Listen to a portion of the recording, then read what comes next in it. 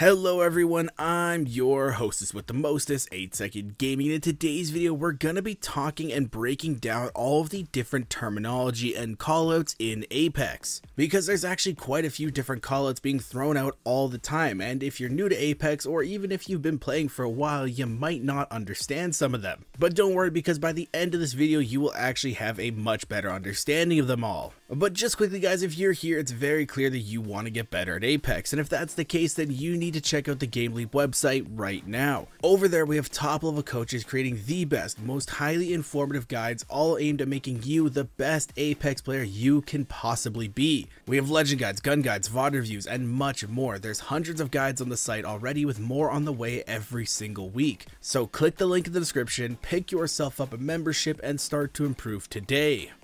But okay, let's jump back into terminology, and I do want to give a few disclaimers before we start this. First off, these are in no particular order, it's basically just as I remembered them. And while some of them may be super obvious to some players, do keep in mind that this might be somebody's first time playing a first-person shooter or even their first time playing a video game, so some of them are kinda basic. And of course, you and your team might have different callouts for things. Every team has their own certain lingo that they do use. That doesn't mean that I'm right and you're wrong, or vice versa. If your team has a specific callout for something and that's what works for you, use that. But with those disclaimers out of the way, let's hop straight into them. And the first thing I want to talk about is flanking. Now with a flank, this is when you come up behind the enemy to catch them off guard. This can be you as a full 3-man or just a singular person, but this can lead to some easy kills as the enemy team is usually preoccupied and won't be expecting you. Now next up we have rotate. This is a general term meaning to head towards the safe zone or even a ping that a teammate has made. If somebody says, hey, let's rotate to zone, that just means let's head to the safe zone.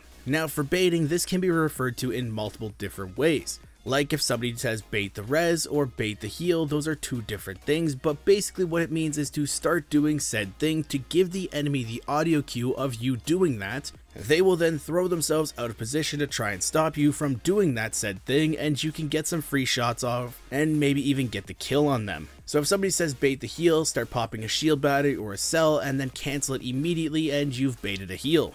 Next up we have ape. This is a term used for full sending teams. If someone says to ape somebody, it just means run full tilt at them and go out non-stop for pushing them. The term aping just comes from when people were playing and when they were running a team down, they would make ape sounds like hoo, hoo, hoo, and it just became the term aping.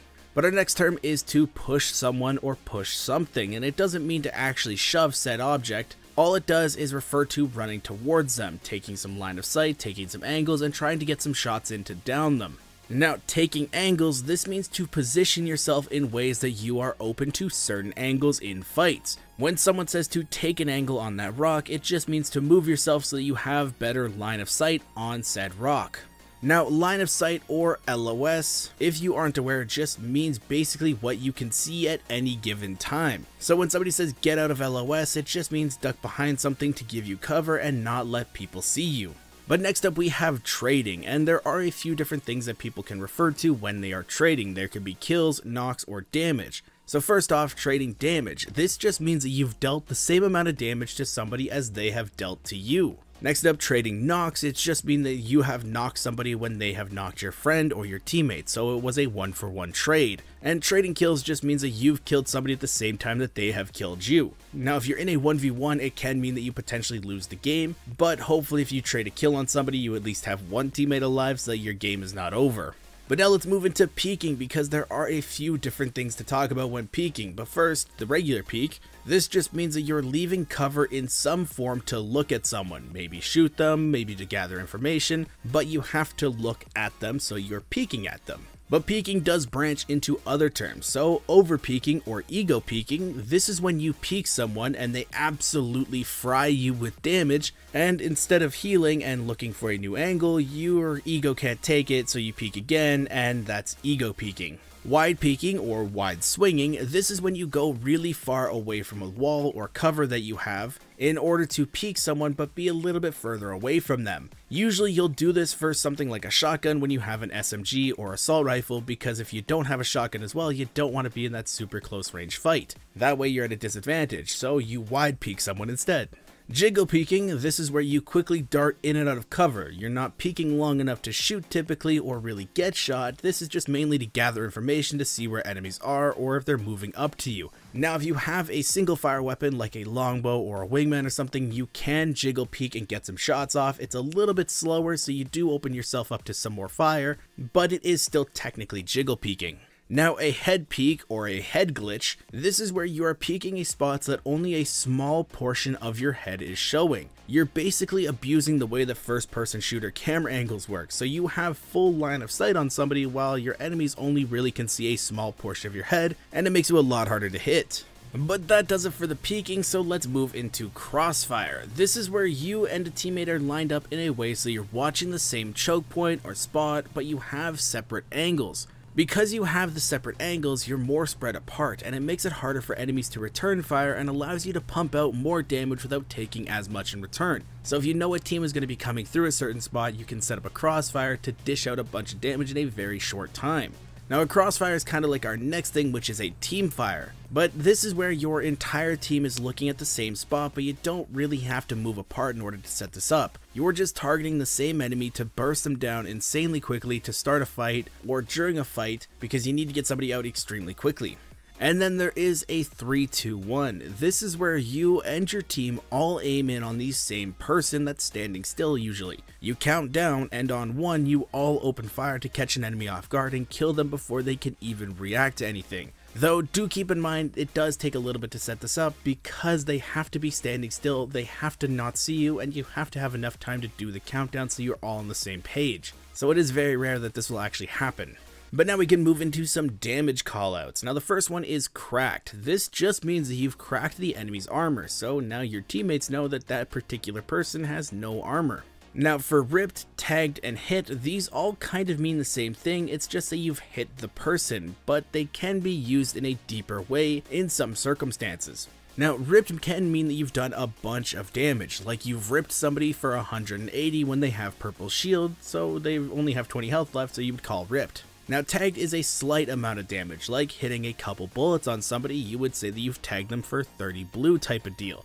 And hit is the middleman, like you've hit somebody for 100, you can say both tagged or ripped, but hit is just kind of the bridge between the two. Now not everyone will use these in this type of way. Some people have the same callout for every single damage. They would say, oh, I've hit him for 180, oh, I've hit him for 30. But this is just a little bit more extra information for you guys. Now this one is kind of similar to those three, but I want to mention on its own because it is different enough, and that is absolute. Now absolute is used when someone is extremely low, like you can breathe on them and they would die. It's kind of like saying one shot, but one shot is our next call out, because this is something that people get wrong very often. When someone on your team calls one shot, what they really mean is that the enemy is one Kraber shot from being dead. Don't get that mixed up anymore. Now the last damage one that I want to go over is dink. This is just a headshot callout basically. If somebody has a longbow or a wingman, they will usually call, oh, I dinked him, or maybe even double dinked. It's just a callout for a headshot when they don't want to call out the damage numbers. Moving away from damage though, let's talk about pre-firing. This is where you are firing before you even come around a corner or even see a certain spot. This is because either you know somebody's there or you're expecting someone to be in that spot, so you want to get the first shots off by firing as you come around to peek them. They won't be expecting you to be shooting already, you'll get the first bullets off, and if they're pretty low already, you'll kill them before they even have a chance to react. Now next up we have play slow. This just means don't overcommit to anything. Play angles, take your time, don't panic, because if you throw yourself into something that you're not supposed to, you can get punished for it, and then your team might be at a disadvantage when you had the advantage going into it already and you just threw it away. Now next we have armor swap or hot swap or even battle swap, I've heard it referred to that as well, but these all mean the same thing, it just refers to swapping armor mid-fight when yours is cracked or low. This can be from the ground loot or even a death box, just as long as you swap mid-fight it all refers to the same thing.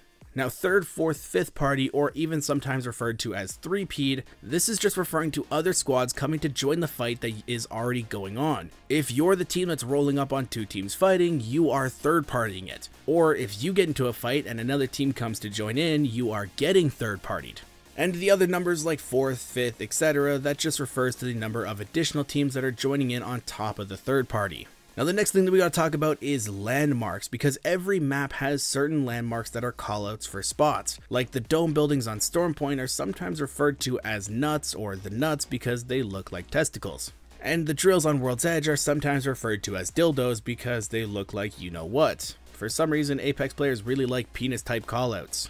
There are so many callouts for landmarks I cannot list them all in one video, and on top of that, teams all have different callouts for different things, but there are some main ones that I can give you. If somebody says hill house, that's just a house that's alone on a hill. If they say grandma's house, that's a house that's out in the middle of nowhere. Dorito is a triangle house that's on World's Edge, Donut is a circular building, and a choke point is a spot that has buildings or terrain that forces teams to go through the opening if they want to get to a new spot on the map.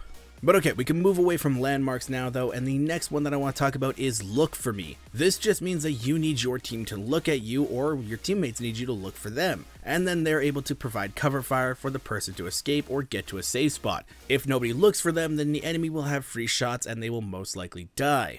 Next we have punish, and this just means to punish or make someone pay for doing something. Maybe they're trying to move up on your spot, or they try to grab a care package, or even loot a death box in front of you. You need to punish them for that, because you never want to let people do things for free in Apex. So if they're doing something, punish them. Now next up we have rat or ratting, and the meaning for this has kind of changed over the course of Apex. It used to mean one singular person hiding in a corner or certain spots of the map to stay alive. Now though, it can refer to whole teams doing the same thing. If you hear let's rat on them, it just means to hide in a corner and stay out of sight so that you can ambush a team that isn't expecting it. Now next up we have skeeving, and this is what was referred to when whole teams used to rat on somebody, but now people just all refer to it as the same thing and it's just called ratting. This one is pretty old, you probably won't hear it much anymore, but in some case some people might be coming back and they will refer to it as skeeving, so you might need to know that.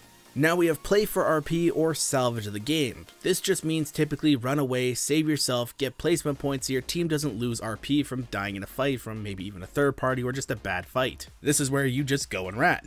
Or maybe somebody calls to play for banners. This just means to stay close and try and get your teammates banners before they time out. Maybe the team that killed you leaves, or they get into a fight and they're distracted and you're able to swoop in and just take them and leave, but playing for banners just means to get your teammates back.